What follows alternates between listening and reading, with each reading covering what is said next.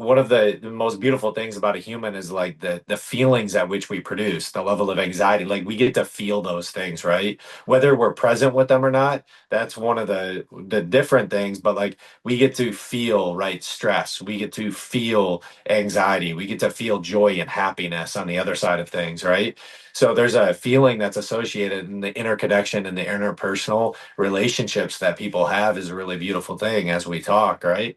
But with AI and the invention of AI, it's like essentially, you know, putting that into like they're like there's human robots that are probably going to be within the next 10 to 15 years that are going to be like walking around. They're going to be driving us to where we need to drive. There's so much information that is there now. And then you even talk about like our military. China has already found like ways like they're actually a little bit more advanced to us in the AI front.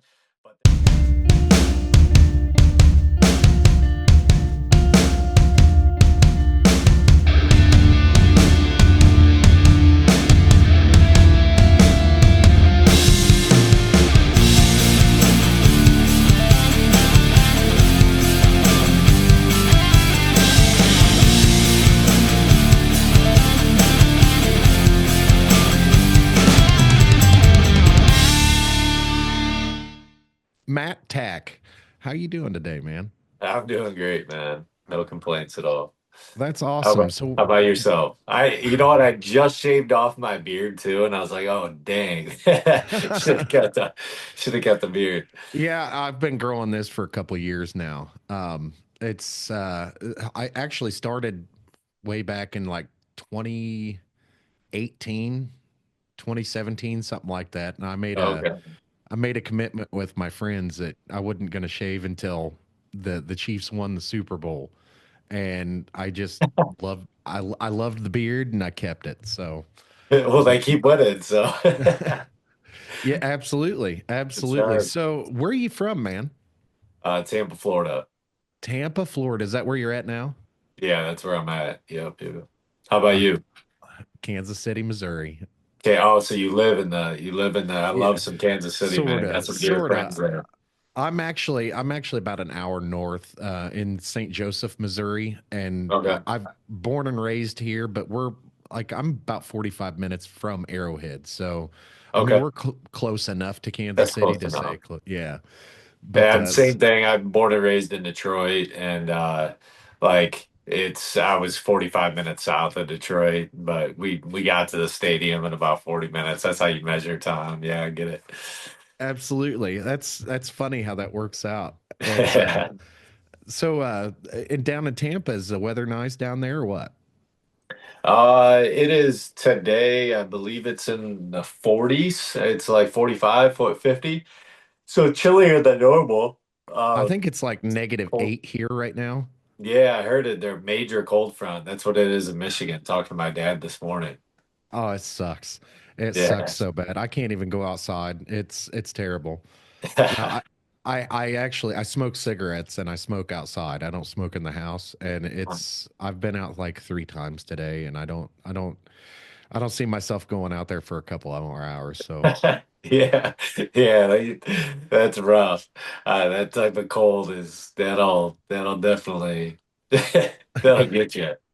so man, your name down here at the bottom on this Zoom call says Health Decoded. What's Health Decoded?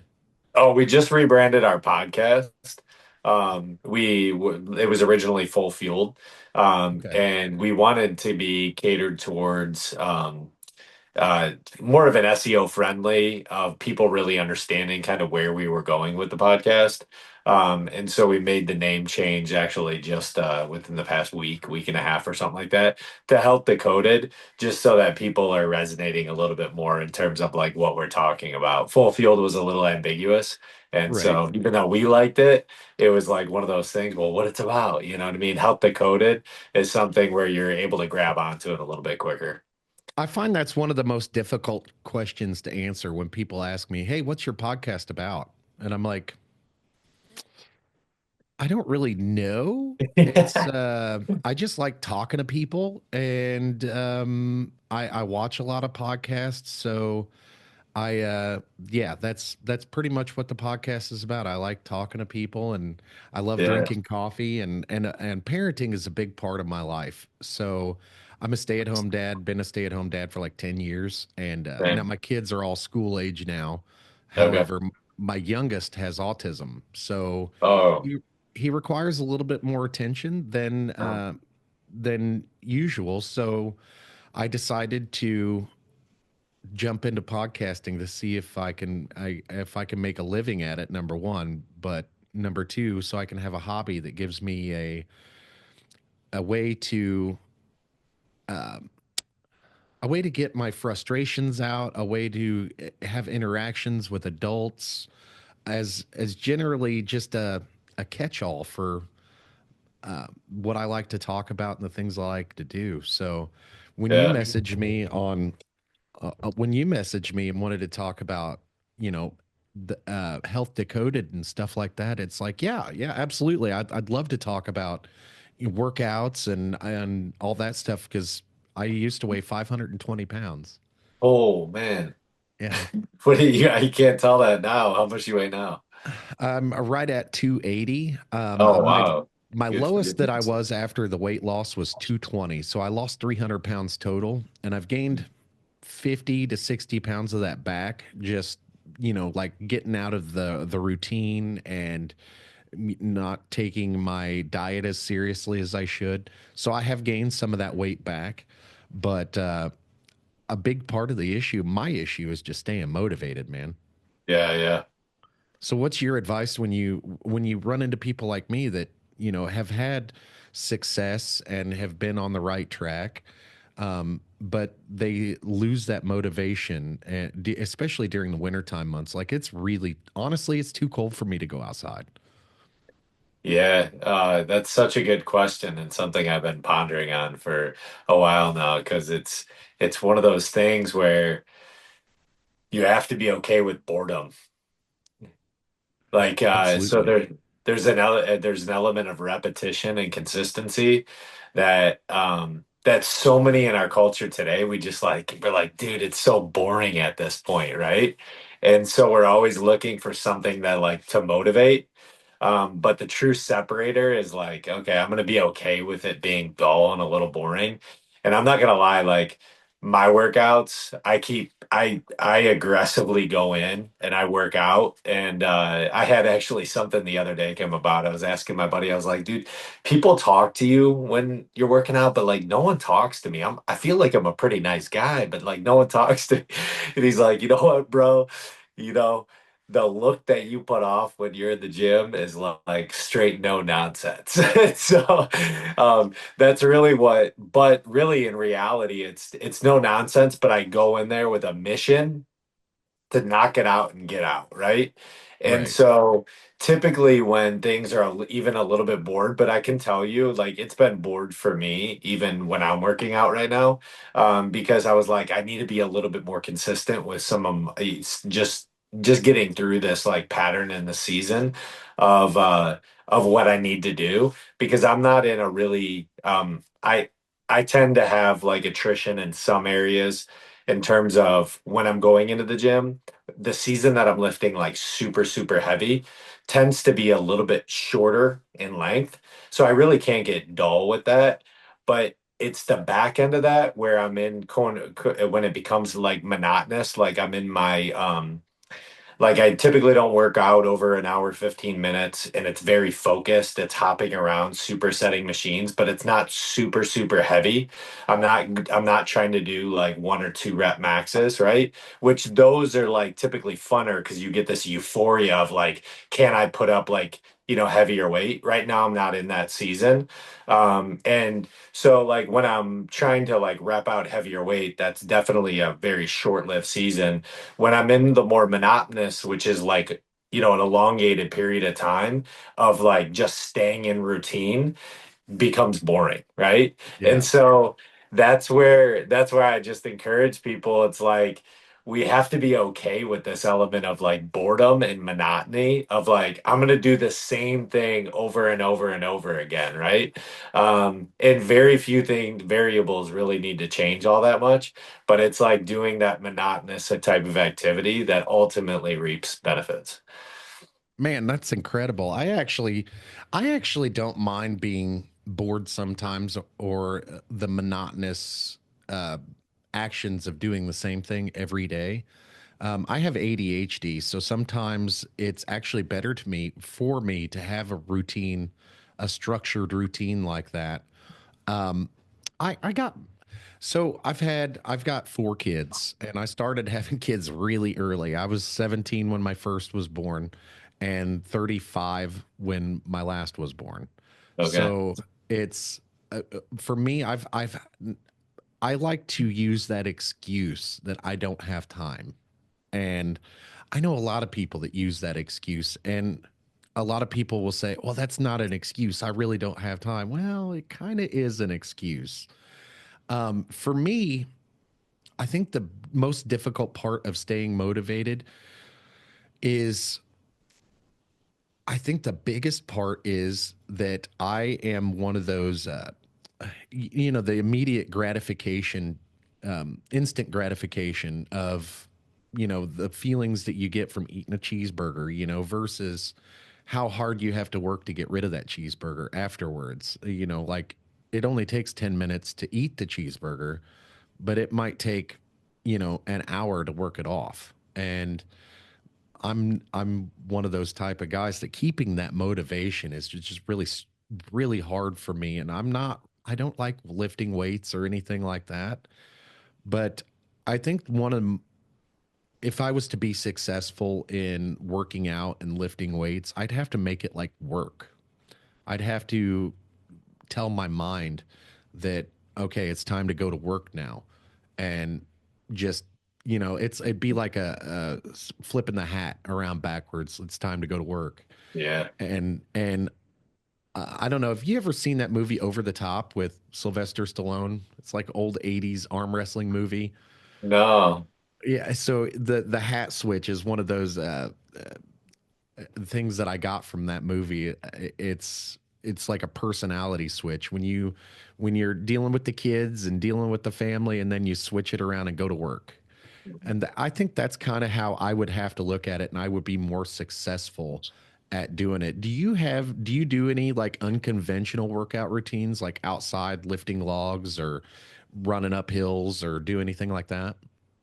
Yeah, I do. So like I'll rotate it around a little bit, and incorporating maybe like a more of a hit type, which is like, that CrossFit type scenario versus like bodybuilding. I typically focus majority on resistance training, like more bodybuilding, core work, but then I do functional training as well. So like I might incorporate some kettlebells, movement. I might incorporate some, slam ball movements, like those things that are more functionally based so that I can get a kinetic rhythm, instead of just like up, down, push, pull, right?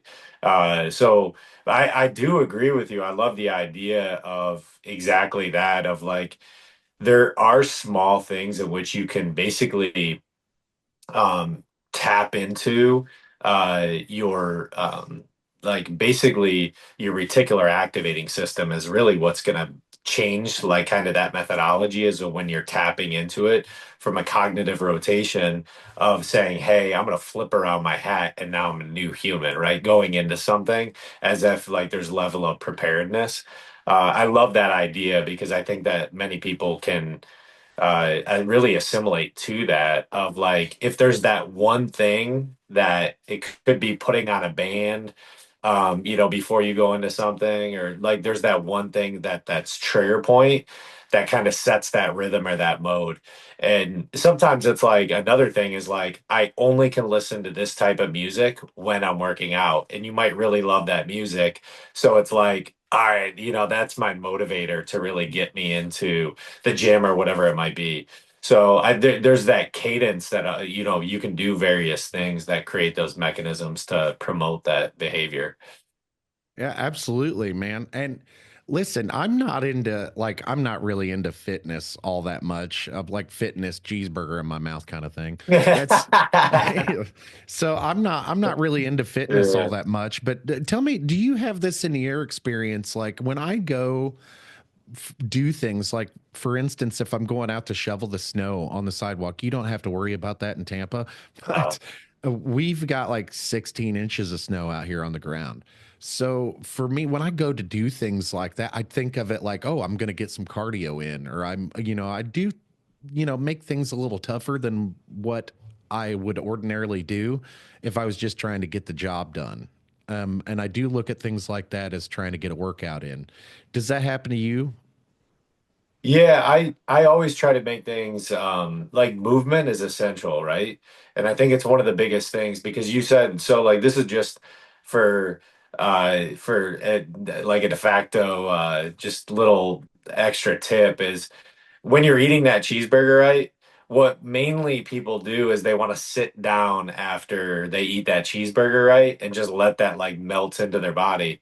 But you actually can respond. You can have some sort of cognitive insulin resistance response by walking, right? Right after dinner, right? So instead of sitting down, walk or do something or shovel the snow or do, you know what I mean? Where that type of insulin response you don't spike nearly as high and you actually aren't feeding your body with like dense or like zero burn calories after that. So it's like if you're going to do that, it's like create the movement and making the movement maybe even be a little bit harder that it's maybe originally intended to be or whatever it might be.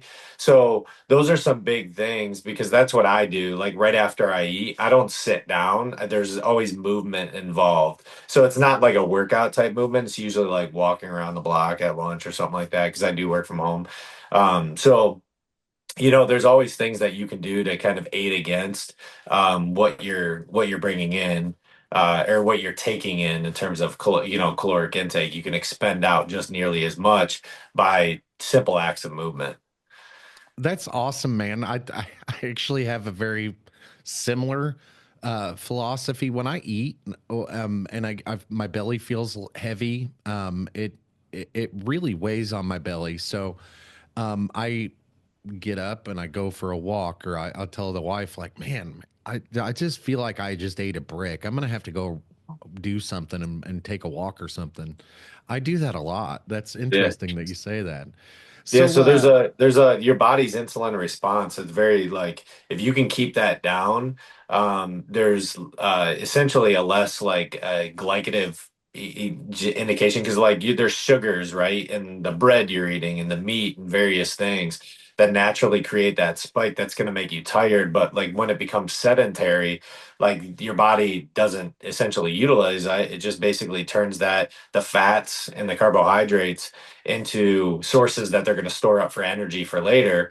And then the proteins, obviously, it's going to extract the proteins and start utilizing those to for any impairment in your muscles from an amino acid standpoint. Proteins are simply just a recovery mechanism, and then any sort of proteins that aren't utilized, you just secrete those out. So that's why a protein heavy diet is always better is because you don't have that extra storage of fats and carbohydrates that tend to add in layers, right? When you have excess storage, that's when you're seeing fat. So protein heavy diets, you're secreting more of that out. But what helps is what we're talking about is just getting your glycogen response and being very insulin resistant, where your movement helps that. yeah, and you had also mentioned before you like to focus a lot on your core. And when I was growing up, nobody really stressed how important core strength is. And in my 20s and my 30s, I still have actually a lot of back problems, and I have a lot of arthritis in my spine because of the way I've done things in my past, and carrying around a lot of weight for a long time and not having a real strong core.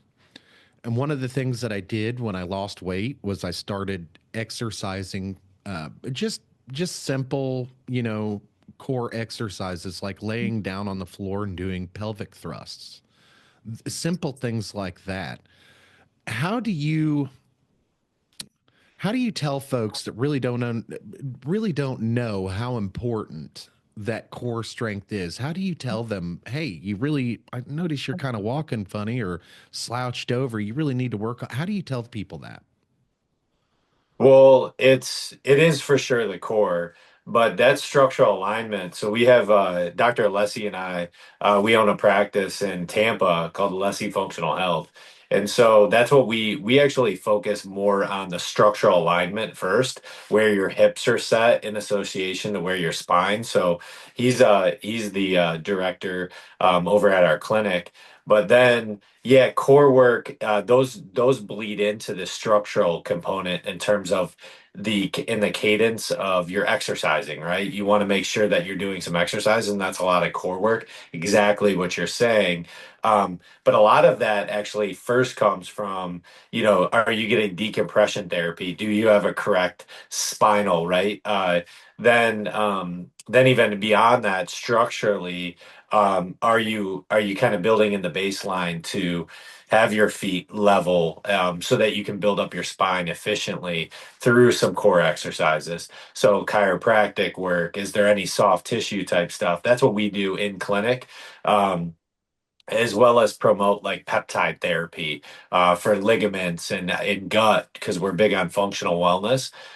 So you're at the functional health standpoint as far as like how you're improving your gut. So there's a number of like root cause things that we dive into. Um, Not even necessarily like right away that we're then pushing you towards kind of build up the core as well. So we like to go root cause, try to figure things out from a skeletal standpoint. Um, Add in the layer of like, hey, where's the nutrition at? Then the third thing is really that exercise component of building up your core and making you more structurally strong. That's awesome, man. So what are some of your favorite core exercises that you like to do?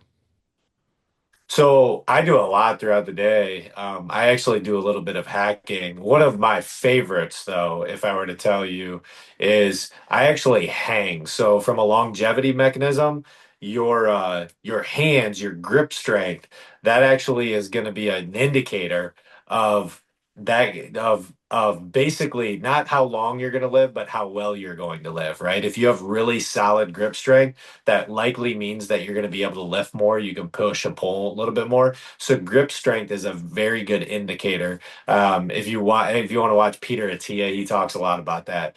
But what I love doing is I actually hang from a bar, and then I'll put usually about a 16-pound ball. I would encourage people when they start out to not start out with any weight because it's hard enough without any weight. But I usually put a 16 to 20-pound slam ball between my legs, and I lift my legs up while I'm hanging. And so I will literally pull those up. I'll go side to side. And I'll do roughly 10, 10, 10. So I do about 30. But those are hanging leg raises that I do. And that's one of the best ways that I've been able to really accelerate the progress of my core. And then what I'll do is I'll do, your basic bicycle kicks. I'll do those. I'll do flutter kicks. I'll do crunches. And when I do those, I usually do those right when I'm watching TV. Maybe a football game's on, and I'm like watching these guys, and they're all ripped up, and I'm like, well, if I'm watching these guys and I'm a fan, I probably should look like them too. So, that's just one of my things that I put in for myself is that okay, I can do some plank work, I can do some core work, I can do some various things if I'm going to be, dedicating, an hour to an hour and a half watching some TV. So I try to hack that way. Man, that's awesome because I do the same shit. I, I when I'm like so I don't really do it when people are around because I don't like to be watched. But Yeah.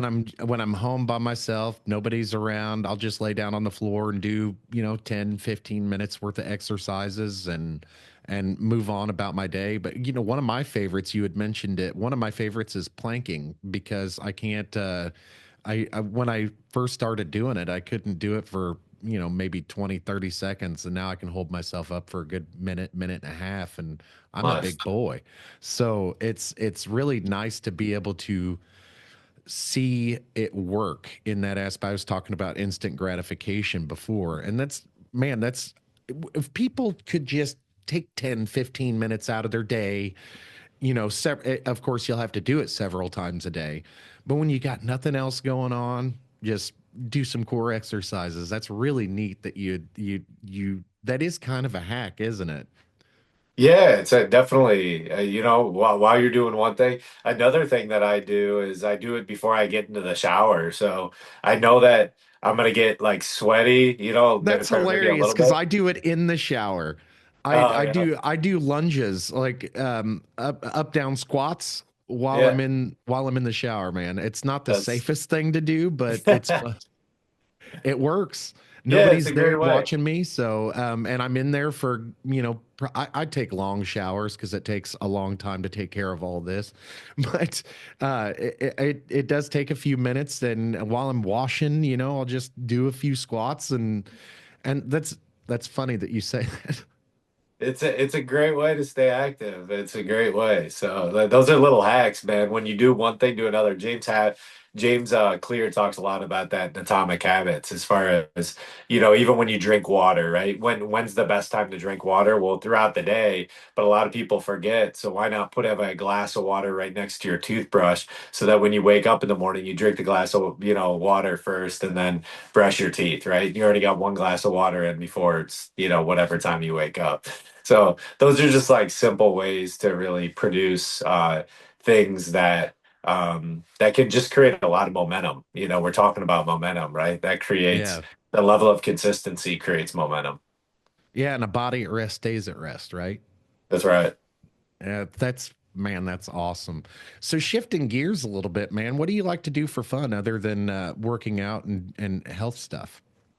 Yeah, so we recently, my wife and I, we invested into a lessee functional house. So I partnered up, and I'm a little bit more hands-on in that scenario. So that's what I love about doing, just being an entrepreneur. And I get to consult on a couple, the board of a couple companies.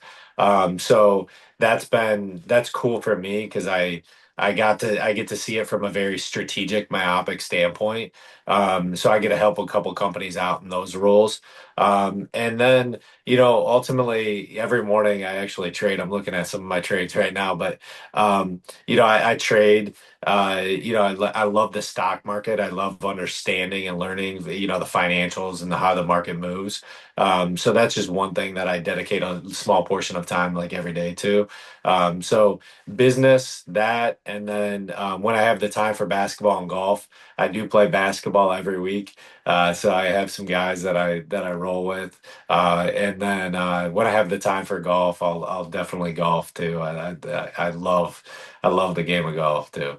I'm not a big golf fan. I can see how people would be a golf fans or play. I don't have I don't think I'd have the patience to learn everything that I need to learn with golf and be good at it. I think I'd be the type of golfer that just goes golfing just to hang out with his friends. I don't really care about the game all that much, but Yeah. that's pretty awesome.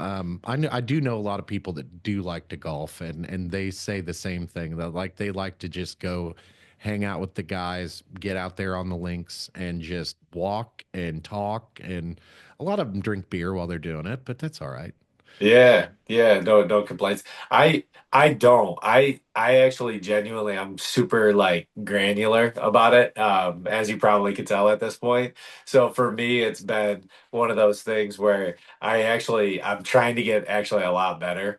I'm not great by any means, but it's one thing I do want to get better at. So that's maybe in the works for the next couple of years is to really work out my golf game. So being in business, learning about business, and being an entrepreneur is fun for you, and I actually like it myself. There's a lot of things that I like about being an entrepreneur. I'm not really. I do have a business. It's the podcasting business that I have. Coffee with Bearded Bad Dad is not the name of it, but we put together a little production company, and we're not profitable yet, but it's getting there.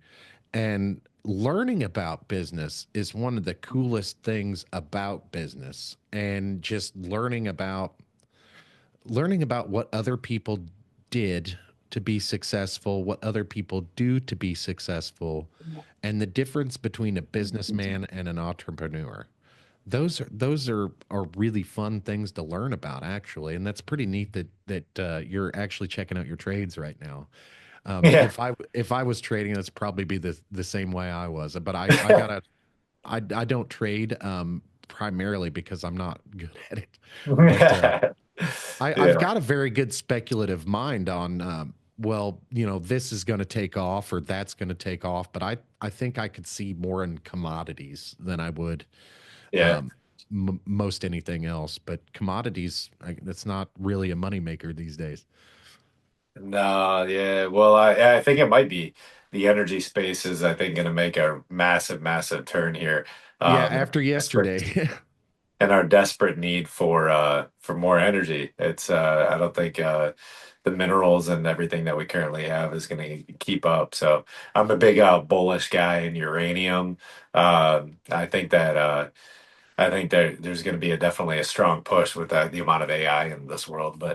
Well, yeah, But and there's actually another thing. We've got to modernize our weapons, and that's a big component there. So I think we modernize like something like every 30 years. I'm could be mistaken, but there's a lot of components that go into that. Uranium's one of them. So, and Mhm. we've got 50 5,500 warheads, I think, something like that. So, Yeah. and then there's also they're working on 0 point energy. So, I can't remember which one it is. I'm half retarded, but it's fission or fusion that they're working on. I think it's cold fusion, maybe. Anyway, where you shoot in more less energy than you get out, Okay. and that's going to be a big thing also. And you mentioned AI. I'm not a big fan of AI, but I do understand the need for it.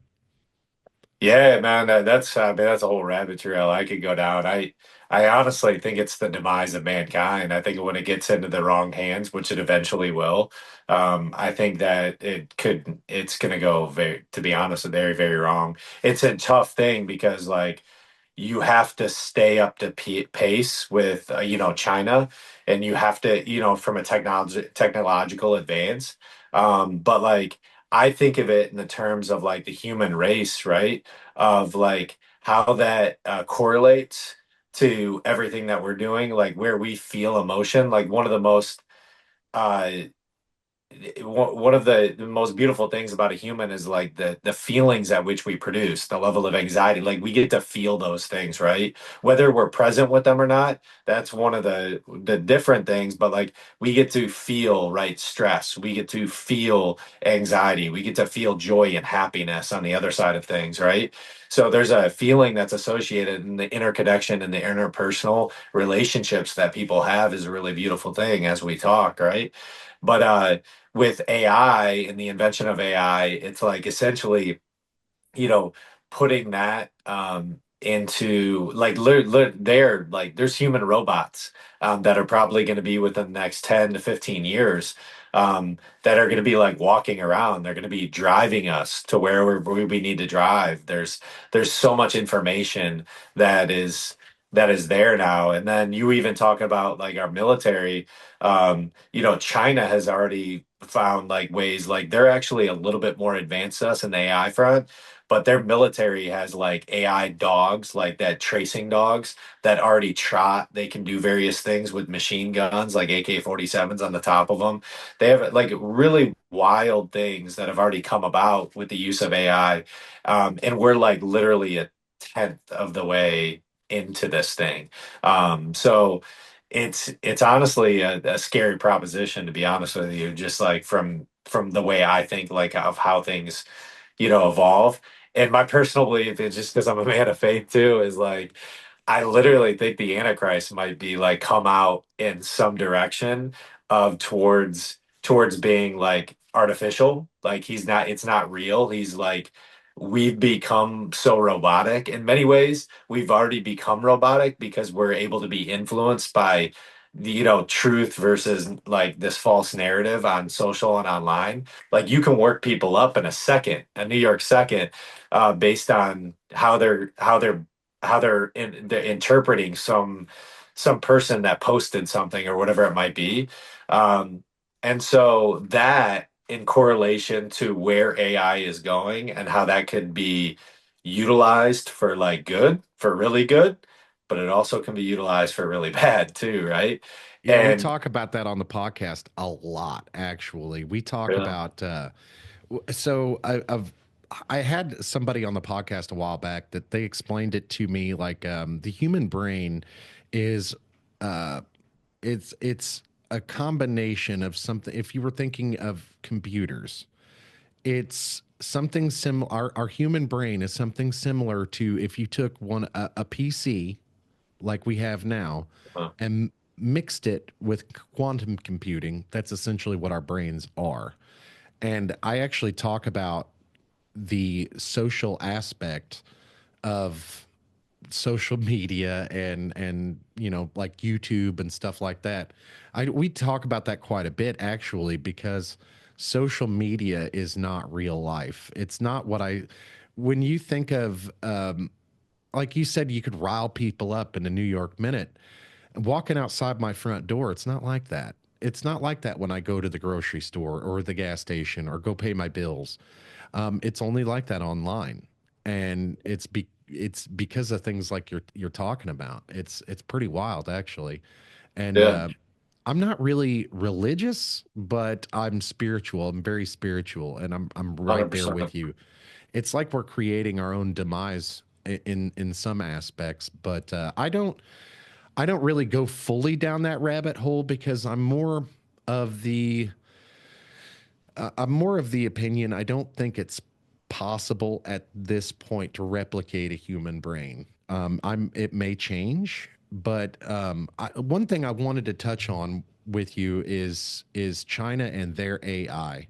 Um, Yeah. I I don't think China's AI is as good as we think it might be. I don't think they're ahead of us.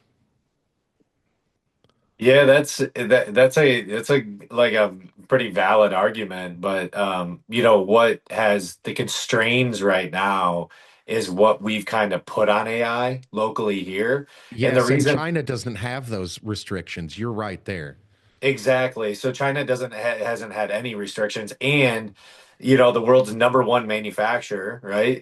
Yeah. Taiwanese semiconductors of chips is literally right there, right? So, and that's why they want Taiwan, right? They want Taiwan, and like, of course, the United States will let that happen, which is why we need to secure. But they haven't had those restrictions. So I forget how much of NVIDIA's workforce is actually in China, but they have a lot of employees. So like I'm not going to spit out a lot of their employees of Nvidia are actually in China, and so like they just have naturally not have had those. But where the equity sold, where is Nvidia based? Right in California. So like of course like the money, the paper trail is associated here, thinking that we more have majority of the technology. I will say that'll change in the next 4 years because we won't have as much, like we tempered that down a little bit because we didn't want it to get out of hand. But the reality is that's going to be opened up quite a bit. Yeah. Um, and I think that we will surpass them in the advance, from what they're working on. And undercover, I would say that a lot of engineers like have the information already to like go very quickly over the next 3 to 5 years, but they had to be somewhat relatively put in check. So That's that's the only reason why I believe that way.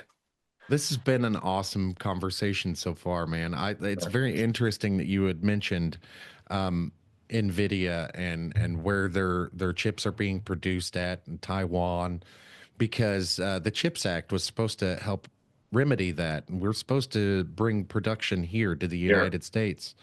One of the biggest issues with that is the restrictions that we have on pretty much everything. If you want to build a plant, there's a shit ton of hoops you got to jump through to get that plant built. And So, and I don't mean to cut you off there. oh, go ahead. This is the really big thing. It's, yeah, you can bring the chips here, but the reality is with artificial intelligence, the chips aren't the biggest thing in the world because they're at production, right? There's some level of production actually already done here. The biggest thing is the data storage centers to actually run, right? And so we don't have enough energy, nor do we have enough big enough data storage centers right now to actually produce. And that's why the nuclear hedge is coming into play because like, look, we can't drill enough oil. We don't have enough sunlight in the day to actually run these data centers. So then what do, right? And the parabolic answer to this question is like, is nuclear the best route? And 30 years ago they knew that nuclear was the best route, but they shut down so many plants because there's this fear of like nuclear, and what if it gets in the hands of Russia? Well, Russia already has it, right? Yeah, So yeah. like, if we aren't utilizing this technology appropriately to actually produce energy at a faster rate so that we can reduce energy cost, because that's one of the ways at which we can reduce energy costs too. It's not trying to source more natural gas or source more oil, right?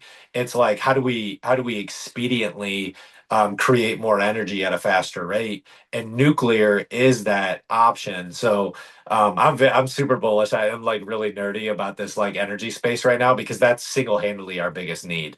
Yes, yes, man. And I'm all about nuclear energy, and so you're a big proponent for nuclear energy, and that goes back to commodities and your love of the energy sector. I think I'm right there with you. I think nuclear is the solution and has been the solution.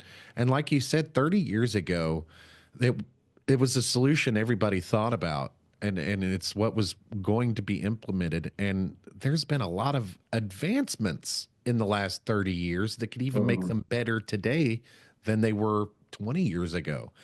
And Yeah.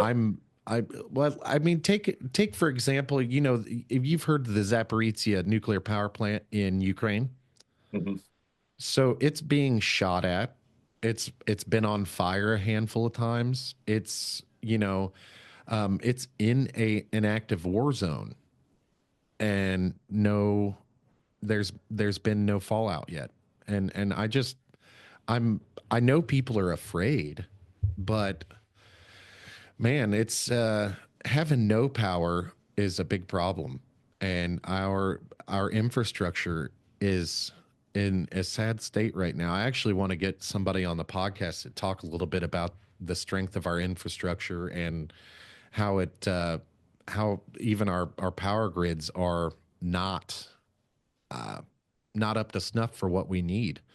I mean, California, they were telling people, hey, we're going to outlaw gasoline vehicles. And just like a couple weeks later, they were asking people not to charge their Teslas because they were having rolling blackouts. I Yeah. mean, it's the wildest shit you ever heard on how we like to legislate our own failure. Mhm. It's crazy. Hands down. That is crazy. That's such a good representation of like, not of throwing something out there before you actually have thought about it. Like that's California is one of the biggest thing. And then even for Florida, right? We have hurricanes and you look around, our power lines are still above ground. Like for like how windy where we live in like Tampa Bay, which is lightning capital of the world. Like we don't have like power lines underground to like conserve more energy. Like when we go out, we legitimately we went out during a hurricane for like the better part of 2 weeks, right? So there's other ways that we can improve like the grid and the structure of things, especially in like California and Florida. Which are essentially almost peninsulas. You could say California, not nearly as much, but the reality is that there's a desperate need for alternative forms of And energy. Nuclear is and that what option. gets me What gets me, Matt, is we can fix this shit. We can absolutely fix this shit. And a lot of politicians will say, "Oh, there's no money," or, "There's not enough money." And I'm telling you what, they're like when you print your own money, and money is a construct of our own mind. There's plenty of money. If it's resources that you're short of, get more resources. And it really is that simple in a lot of conversations surrounding this topic because we'll send a foreign government, you know, $20 billion, nice round number, $20 billion, and we will tell the American people, look, we can't do this border security wall because it'll cost $5 billion. Yeah. Okay, okay, why can we not have it? But this country over here that really doesn't do anything but suck off our tit, why do they get it? Why do they Yeah. get our tax monies? And it really is that simple sometimes to put the money in the right places. And nobody's put money in our infrastructure for at least 50 years. And it's mind blowing how shitty our country has gotten over the last 20, 30 years of just people not paying attention and passing the buck on to the next guy. And the Mhm. Republican Party is just as bad as the Democrat Party on that aspect. But I actually got yesterday was listening to the inauguration of Donald Trump, and Yeah. he had mentioned a lot of that stuff and restrictions and energy and part of making America great again. And I know a lot of people take that phrase and twist it to what they think it means. But one of the reasons why I voted for Donald Trump is because I do feel like America is great, and it has 100% every chance to be as great as we ever have been, plus some. As long Mhm. as we just got to take care of our people. We got to look after the ones who looked after us. And I think a lot of politicians forgot that. Yeah, I think the same way too, man. I like 100%. I think that America is currently great. I think we live in one of the greatest nations in the entire world. Like I'm not gonna try to find ways to like think, oh, this is an awful place to live. No, it's one of the greatest places, one of the safest places. It's great to raise my kids here. But then that doesn't mean it's the best, right? We always can get better. And that's what I love about the idea of like let's get a little bit greater, and be a little bit more curious on like every single day. Like, and you have to accept responsibility for yourself, right? Donald Trump's not going to create the change in your life unless you create that change in your life. So that's one of the biggest indicators is like you got to step into the unknown, the uncomfortable quite a bit, to like learn and be curious about growing. That's what I love doing every day is just like I love growing. That's why I like that element of working out. And for us, like I do believe this is like what better way can you think of like to respect your country than like being a representation of that country with like kind of you physically, right?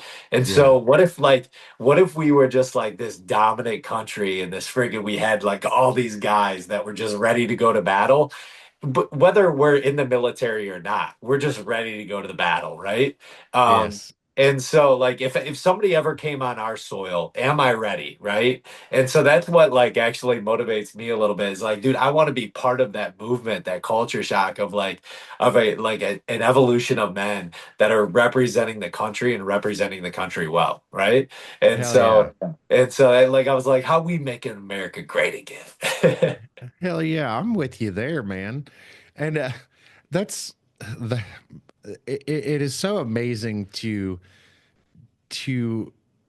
I've spoken to a lot of people recently who feel as like we do and as pumped as we are to see the future. As a matter of fact, I just got off of a podcast with a guy who is he's Canadian, but he was born in Iran, Mhm. and we talked for a good 30, 35 minutes about how awesome the United States is. And, he knew more about politics than I did. And it's like, I hear a lot on the left, people say, oh, we've become the laughing stock of the world. And, it really does. It's not that way. The only time we become a laughing stock is when we weaken ourselves unnecessarily. Mm. And I'm right there with you. If we were invaded, am I ready? That's something I've been preparing for like a couple years for, like the World War III to pop off. I've been trying to get enough provisions here to where I don't have to run out to the store every. I want to be ready if it happens, and that's it's amazing that like a lot of people think that way. That's awesome. Yeah, So to yeah, switch gears a little bit again, yeah. you're down in Tampa. One of my favorite pastimes is to go to theme parks, and you got Uh, one of the best theme parks in the country right there, Busch Gardens. yeah, I've I thought you were going to say Disney World, but yeah, no, uh, I've never Busch actually Gardens. been there. I've never been to Busch Gardens, but I have been to Disney World, and I'd probably rather go to Busch Gardens if we're being honest. Yeah, Busch Gardens is sweet. I have three girls and we have passes that we go there quite a bit. It's That's awesome. amazing. Do you ever go to Disney World and Universal? Not much. We actually haven't been in probably a couple of years at this point. It just really, it's a little bit, it's 45 minutes away from us, but it's just one of those things where like driving and all the things that kind of come along with that. Whereas like Busch Gardens is 10 minutes from our house. Right. So you can drive up there. We have a season pass. We have free parking. So it takes, we can be there for a couple of hours and not sweat it. Whereas like Disney, you do have to plan for either at least a day or two. So when some Oh friends yeah. come in town, we might go to Disney, but really we enjoy Busch Gardens because you can be in and out. You can ride a few roller coasters. You can do whatever you want. Hell yeah. We actually plan to we're actually planning to get season passes to Universal this year. And we did it in, I believe it was 2022. Okay. I'm wanting to say it's 2022. We got season passes to Universal. We ended up down there two or three times. And it's like 24 hours from my house driving. And so it's a bit of a jog, but if you get season passes, that's where it's at, man, because you pay a little bit of a premium for the season passes, but if you go more than once, it pretty much pays for itself. And so that's what we're planning on doing that again this year because they got the Epic Universe opening up in Orlando with Okay. Universal. And so if you've seen that movie How to Train Your Dragon, Yeah. they've got a little thing in there, like a little land, I guess is what you would say for How Oh, to that's Train Your cool. Dragon. And Huh. um, they've got more Harry Potter stuff coming and all that good stuff. But I'm a really big fan of roller coasters and the new Jurassic World roller coaster, the Velocicoaster that they have out Uh, there at Universal. That's my favorite roller coaster ever, man. It's the most intense roller coaster in the country. no way. Yeah, it's Even awesome. even up there, what is it, Cedar Point? Up there, Yeah. you have been to Cedar Point? So they do have that one called I think it's the Dragster or something like that. I can't remember the name of that Yeah. damn thing, but it goes like 100 miles an hour. And yeah, Velocicoaster is even better than that. Yeah, It's wow. not as fast, but it twists you, it turns you in the middle of the ride. You're already going like 60 miles an hour, and in the middle of the ride, it gives you like a 20 mile an hour boost going through a tunnel. Okay. So yeah, it speeds you up in the middle of the ride. It's crazy. Wow. But yeah, I know That's- that top dragster, I think, is what you're talking about in Cedar Point. I It'll remember, go. yeah, there being a couple really wild ones. There's just some really cool ones that they've just opened up, like the Iron Gwazi, and they have a couple really cool ones at Busch Gardens as well. So you are you an NFL fan at all? You know what? I wouldn't say I'm like a massive, but I did enjoy watching these Lions win this year because I'm originally from Detroit, and they couldn't pull it out. Man, I'll tell you what though, the Washington Commanders played a heck of a game. Yeah, they Uh, did. I honestly I felt like it was darn near perfection. Like they did not make many mistakes at all. And that was going to be a tough game to win regardless. The Lions just, I mean, you turn the ball over that much, it's you're bound to not to win that game. So Yeah, we they really haven't seen that level of play out of those two teams in a long time. Long So time, long time. It's been a long time. And unfortunately, I wish the preparedness on the Lions part was a little bit better. I mean, they had a home game. They had been there last year.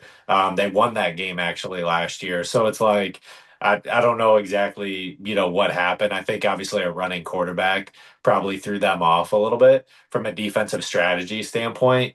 But you can't actually, fumble the ball and throw three interceptions. That's just right. I actually think that that bye week is when you get into the playoffs, I think that bye week actually hurts a little bit. And if you look Well, at this is my thought process on it because like so many people want to say that, but like it never hurt the New England Patriots or the Kansas City Chiefs, right? Because they've been number one seed for quite a while now. Now they're 7-0. Like Patrick Mahomes is 7-0 in the divisional round. So it's like it is a level of mentality of coming in. It's how you treat the game, right? So like I like how are you practicing to prepare for that game to ultimately be like, hey, this is like a no lose situation, right? So it's just such a mentality, as is life, right? It's like you either can stay in the hole for, forever, or you can be like, all right, I'm getting out of this hole one way or another. I got to figure this thing out, right? And so it's like the mentality at which we're able to operate. So for hopefully next year, right, the Lions can come in and be like, hey, we learned from it this year. How are we going to get out of the hole? Because the Kansas City Chiefs have had that bye week for how long now? you're right, you're right. But last year it seemed like when they had to fight up through the wild card weekend and all that stuff, it was very impressive to watch that. But they didn't have any breaks in between. And if you watched the last playoff game on Saturday, it seemed like to me they were shaking the rust off at the beginning of the game. Yeah. And it's very, you have a very interesting take on. I like the way you look at it because it does make them more professional because they are more professional than that. And Yeah. they do prepare for every game more than I would prepare for anything in my life, honestly. I mean, they do prepare that much for, and they're making millions of dollars. Why wouldn't they? So I absolutely 100% agree with you. It's all about preparation and how you prepare because the two examples that you gave, the Patriots and the Chiefs, you're absolutely right, man. I got to give you that. Yeah, because I mean, year after year, they were number one seed. They had a bye week. It's I there's a book on by John Wooden, the great UCLA coach, right? And he always would I've actually tactically brought this into my my recreational basketball life. It's funny, but his team was so prepared going into games. That's why he won 12 or 13 national championships, right? It wasn't like as if we were going to lose. No, we just knew we were going to win, right? Because we out prepared them. And so one of the big things in that though was each player knew their role so well that like nothing could dictate anything else. And so I remember him saying in the book that Bill Walton had like two spots on the floor. In fact, every one of their the players had spots on the floor at which they were allowed to shoot, right? Because it brought the highest yield of success in terms of like what the percentage at which they were going to make that shot. So if it dipped below 50% that they were going to make that shot, he probably would take that out of their area of their shooting zone, right? And so I know for me, like if I'm 45 and in, I have a pretty good idea of like I can make those shots, right? But as soon as I get catered towards the baseline, well, those are harder shots because you're not getting the ability to get the backboard in play, right? And so I learned that from this like book. It's the same thing in like football. It's like how do you set your quarterback up for the most success in terms of like him potentially not throwing an interception or whatever he's prone to? And so putting him in the best opportunity to mitigate that risk. And that level of preparedness is like, okay, like, I mean, the Lions gave up so many big plays that game. Like there was, I mean, I think they had three or four plays that were like probably 40 yards plus. Right, It's right.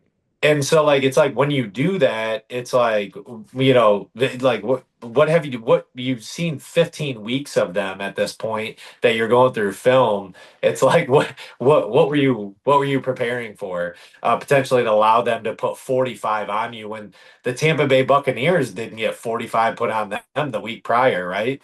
So it's just like those turnovers plus that level of preparedness was like, hopefully they come back next year because I think Dan Campbell is just the man. And Um, biting people's kneecaps off. yeah, that's right. That's right. Like I believe in him. It's just it's more of a like I feel like that John wouldn't I'm even trying to get better at that in my life, right? How can we just more prepared every day to get a little bit better? Man, that's I actually had a moment Saturday during the Chiefs game where we did talk about preparation a little bit. Where I was talking to my dad who was here and he was watching the game with me, and the Texans came out a little bit faster than we did, and our offense had a little stutter there at the beginning of the game in the first quarter. And I was talking to my dad, and we were really getting beat up by their defense. And I was telling my dad, I was like, see, I'm really glad that the Chiefs practice the way they do. And a few seasons ago, and I was telling him this, and a few seasons ago, there was a new player on the Kansas City Chiefs, and they asked him what the difference between this team and his last team was. And he said, the speed of practice. And he said these guys are 110 miles per hour from the very beginning of practice till the end of practice, and the speed of the offense is just incredible. And that's what he was saying. And I was telling my dad, I was like, "Hey, listen, we practice for this shit." And I said, "Our offense is out there, and they're trying to get the feel of things, but if you notice, they're always going that speed. They're Yeah. always going pedal to the metal." And I think that's how we outlast defenses, is because we practice at that speed all the Mhm. time. And the defense just runs out of gas after a while. Yeah.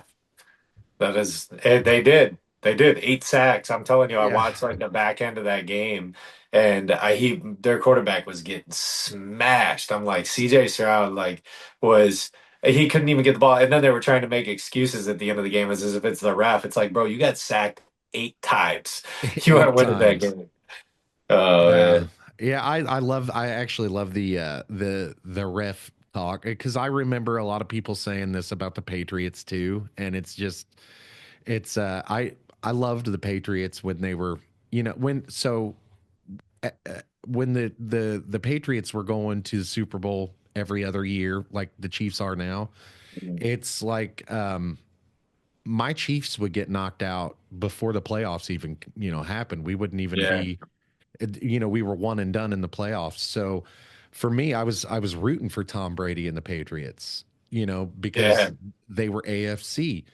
And I I'll never forget, all those whiners. Oh, Tom Brady's cheating, and Tom Brady, the refs always do this, and I don't see it as, I do see a lot of protecting the quarterback, but it's not just Patrick Mahomes. It's, the 32nd ranked quarterback too. Mhm. They always protect every quarterback. It's not just about, and they're not out there. I don't think the refs are out there just throwing flags all willy nilly. I do think that, there's a wide, the vision that they have is, kind of wide, but there's only so many parts that they can pay attention to. So if they're watching feet and ball, they may not see hand over here grabbing a hold. And so that's where, we are humans. And I think the farther we go along with AI, for instance, that Yeah. might creep its way into the NFL and make issues for guys like me who just like to let the game play out. Yeah, I agree with you. I think that it's headed that way as well. It's it's crazy. Well, Matthew, I think this has been a great conversation, I've man. loved I love the conversation. We talked we covered a breadth of stuff here. That's how it is all the time on this podcast because the biggest reason why is, man, I like talking about everything and I love talking to people. I love meeting people such as yourself. It's like if we lived in the same city, man, we probably would never cross paths, and this is a great way to meet people and talk to people like, man, I've got a 5 year old in the house that when I'm when I'm done with this, I'm gonna go hang out with him all day, and this is probably the last adult interaction I'm gonna have for the rest of the afternoons. That's awesome. I love that. But man, it's been a great one.